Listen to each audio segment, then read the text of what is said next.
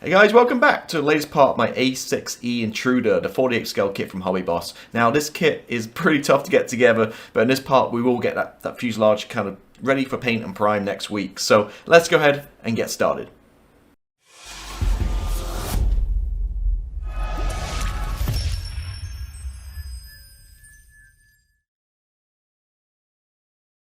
Alright, so we get stuck right in and we're going to start with the radar. So really nice detail on this. Now I went online to see exactly, what it looks like and with real colors in real life. And I just struck out this. I can only find 2 Google images about this radar. The rest are all like people's models and basically Trump the 32nd scale models of this kit, not the real thing. So I did find 2 pictures in some kind of museum of this radar. Again, I'm not sure why. I know some of this stuff, it's a little bit secretive and it's not shown, but this thing was retired 20, 30 years ago. So I'm pretty sure they're not using this radar technology anymore. But so I couldn't really find any really reference pictures. Like I said, I found 2 images, and what it looked like is, per instructions here, that the whole thing back here is white, but this isn't black. The actual radar itself is more like a dark grey. It's like an XF24. So I'm going to go with this because, again, my reference pictures show that more than black. So what I've done is I've started building this thing up already. So built that guy, which is here, no problem at all. Got these 2 little things. I thought was going to paint separately, but it turns out they're going to be white just like the rest of it. So we can glue those on. And then the radar itself is what we're going to do with XF24. So went together no problem at all. This little one guy right here is a little bit kind of confusing. There was no real attachment points to it. So I kind of used my best judgment, and it seemed like it went in like a little groove back there and centered. But again, there was no real kind of positive fit. So got that guy, so we're going to paint that one up separately. But I can bring my glue in and we can just start gluing these guys on because they're going to be the same color. So I'm just going to, there we go, just straighten it off and a little bit of extra thin.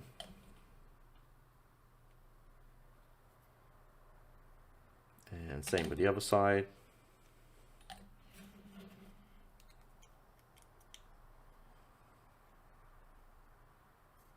Make sure it's straight.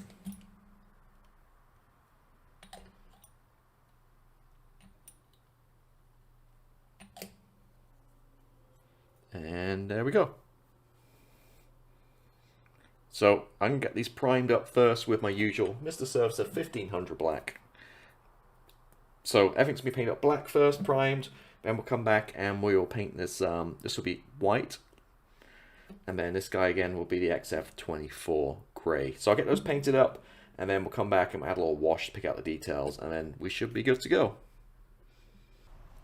Alright, making a lot of progress. You can see here I'm starting work on the main fuselage halves and got some stuff put in already. So let me kind of talk you through this. So obviously got the cockpit tub in. The instrument panel did come off. I'll glue it back on later. So that bit's secured in. Added some nose weight. The biggest nose weight I got, which is about 1 ounce, I think. It doesn't say instructions need any. It's just the size of this aircraft and the shape of it. I just felt a bit more comfortable putting some weight in the front there. So I just put super glue, my usual fishing weight in the front. Glued the nose wheel bay in here. Just a tab, you've got to really push that together, make sure it binds and glues here and on the seam. And with some dry fitting, I felt I had to put this in before we put the halves together. I don't think it would fit properly if I did it afterwards, so I glued the radar bay in there too at the front. Oh, a couple of things too. Also the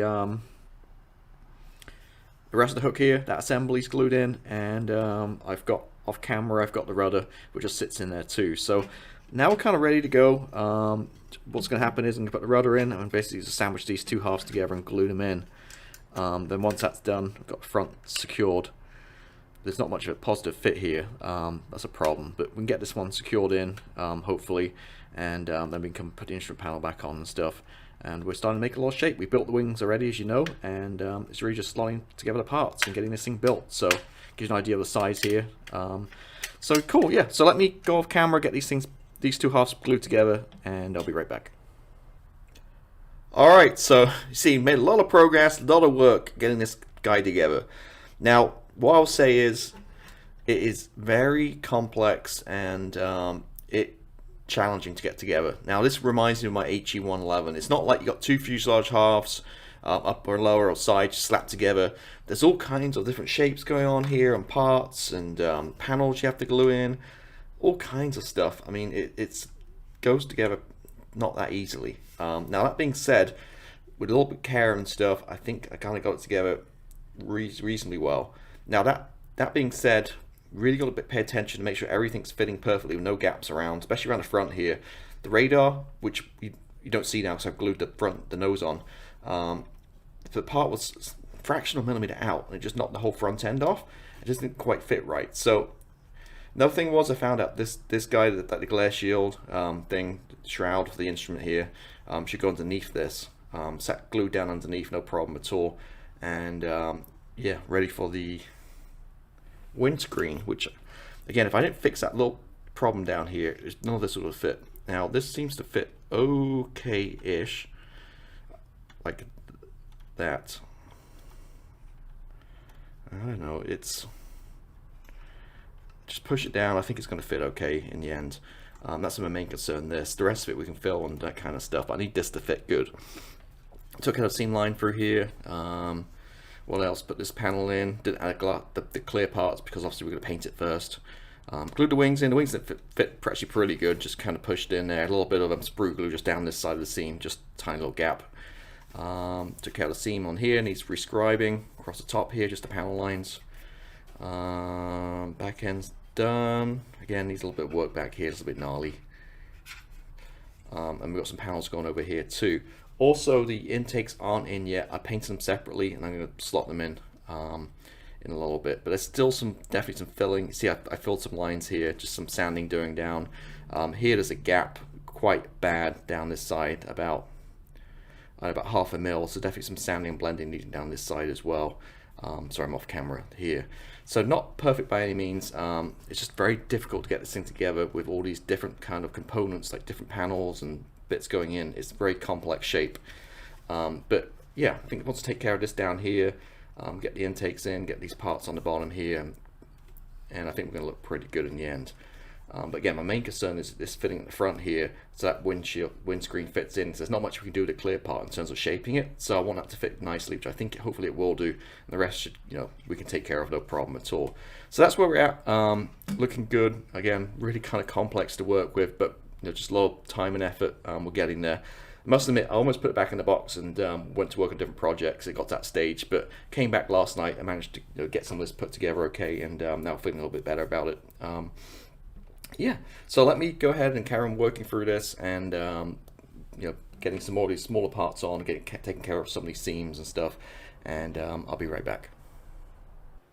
All right, so here she is, and we've got her finally put together. Now, several days of work and not easy at all.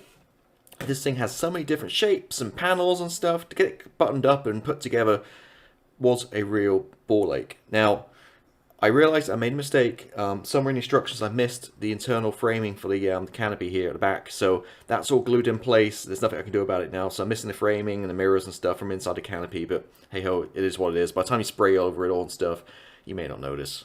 So that's a big boo-boo. And then, yeah, as I mentioned, this front windscreen just didn't want to fit good. The whole front end here, it just wasn't a good fit. Now, it's probably user error, but slightly out somewhere in this fuselage, it knocks everything out, like I mentioned before. So what I did was, I think the way to do it is the back part canopy first, get that flush and like in place square, and then button this one up to it, and then kind of glue it in, and that's what I did. The first time I glued this in first, and I couldn't quite get it straight, I had a big gap down. So I think the back side first, and then the front. And as you can see here, there was a bit of a gap and a gnarly finish around here, so I added some filler, which looks gnarly, but hopefully once it's painted, it's going to blend in. So I had to fill around here and sanded it back, and got like a smooth the front here. Now, with all the products I used and stuff, lacquers and stuff, I'm pretty sure I may have frosted the front canopy, but we won't know until later. I'll be amazed if it's not. So fingers crossed it's okay. But like I said, it looks a little bit gnarly, but once we've got some primer down over this, I think it's all going to blend in and look okay. But yeah, a tiny little gap there on the side, which is a little bit annoying, but it's a lot better than it was. And again, that annoying rattle from where this came loose, and when I pushed it back in, the piping in here came loose, and that's in the insides of the aircraft somewhere. So yeah, all these kind of panels you can have open if you want. I close and make it simple. Now you got all these little things here, like all over the aircraft. You have to glue on tons of these little kind of, I'm not sure what they are, like little vents or whatever.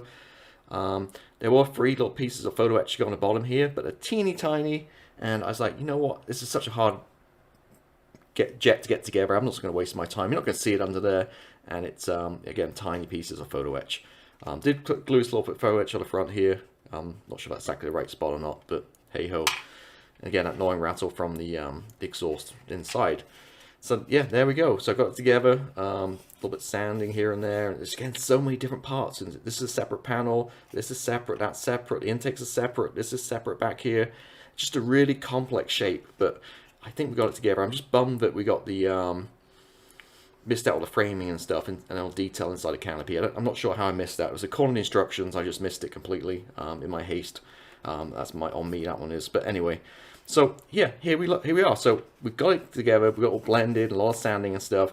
As I mentioned before, when you're sanding a lot of work, a lot of filler like this, rather than doing your bench and get it really dusty, just go to the kitchen sink, run the faucet, and wet sand it, and all the dust just goes away down the sink, and you got no mess all over your bench to worry about. So that's my top tip for this week.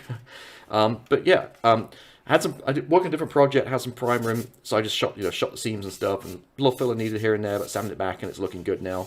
The seam lines, and this obviously moves, it's not glued in place or anything, the rudder. I think I can probably take this guy off too now. And there we go, that is it. That's how she looks. So what I'm going to do now is, I just realized I forgot horizontal stabilizers. So I'll probably glue those in place, which will help with the camo pattern, and we'll get ready for next week when we'll get ahead and start painting this guy up, and then some more exciting stuff hopefully. We've done all the dirty kind of modeling, rough stuff to get this together. Now we can maybe have some fun with some painting and some weathering and all that kind of stuff. So that will wrap this video up. Thank you for watching as always, and I'll see you next week. Bye bye.